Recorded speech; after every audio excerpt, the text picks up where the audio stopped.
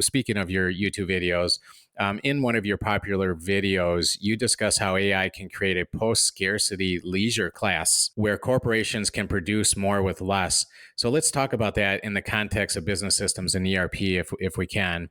And so my first question is, how can AI redefine ERP and other business systems, particularly in the context of increasing productivity and reducing workforce? Yeah, to provide a little bit of context to color my answer is my career was in IT infrastructure, so I viewed ERP from kind of the substrate, underneath all the technology supporting ERP systems. So if my answers are a little off color, that's why, is because I'm coming from a slightly different school of thought. But from a technology standpoint, most organizations are highly dependent upon obviously the human element, right, the workers, but then the technology that the workers interact with, whether it's business automation, workflow automation, data billing. There's all kinds of domains that all touch technology. And what I suspect we're going to start seeing first, because some of these technologies are being deployed, but we're at the very, very tip of the iceberg. And so one of the things that I predict we'll see first is anything that integrates with an API. And of course, a lot of ERP systems and other business software systems all have APIs. So we're going to see basic Office productivity first with Office 365 Copilot and Bing Enterprise kind of coming down the pipeline.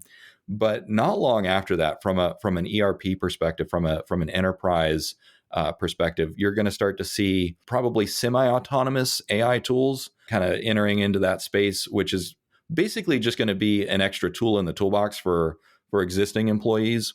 Over time, however, and this I expect will actually ramp up pretty quickly with some variance. Obviously, some things require human judgment. Some things require a licensed human to make a decision. You might need a CPA or a lawyer to make certain judgment calls. But with that being said, we're going to see a lot more kind of piecemeal automation, and that's going to get scraped together over time to get to like fully autonomous automation. It's difficult to have a timeline on any of these things, but a lot of the underlying technical capacity is there, especially with some of the latest generative AI models. One of them, several of them, Gorilla is the name of it, is trained to access 10,000 different APIs right out of the box. So already you have a tremendous amount of capability, but it takes time to integrate, it takes time to test, and it takes time to make sure that you do these things correctly and you don't harm the business, right? It's all about the bottom line. That's kind of my initial thoughts as to where generative AI is going to take the ERP trajectory. Fascinating, David. I love your response. And so, speaking of harming the business, do you have any thoughts on this question? What changes do you foresee in financial systems and policies and regulations due to AI? And how might this impact ERP structures or business systems in general? Yeah, that's a great question. So the prevailing wisdom right now, and you see this in regulation talks, particularly in the European Union.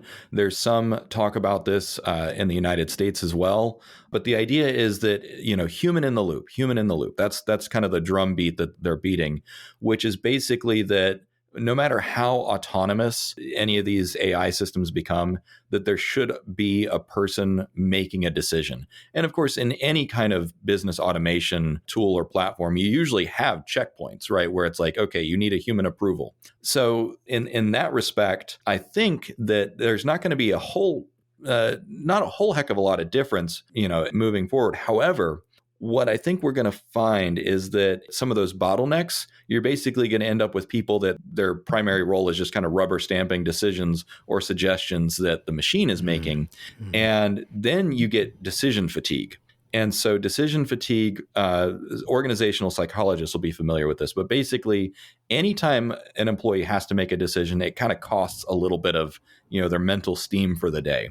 And if you're making repetitive decisions, eventually you just kind of get lazier and lazier. And that's not an indictment of people, but like your brain just gets tired and you kind of start choosing shorthand.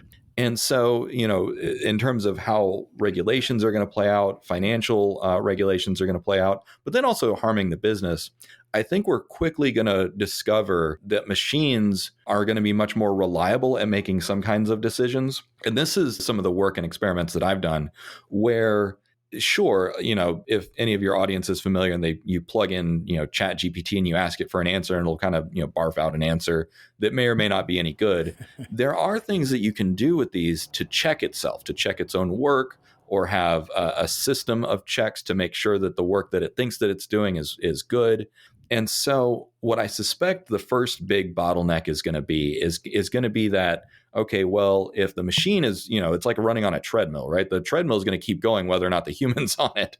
And Yeah. so these autonomous and semi-autonomous generative AI tools that are going to be throughout the organization, they're going to be able to keep running whether or not the human is even awake, at the wheel. Trains have kind of a dead man button where like every 5 minutes you have to push a button to make sure that the train operator is still awake. Yeah. Right.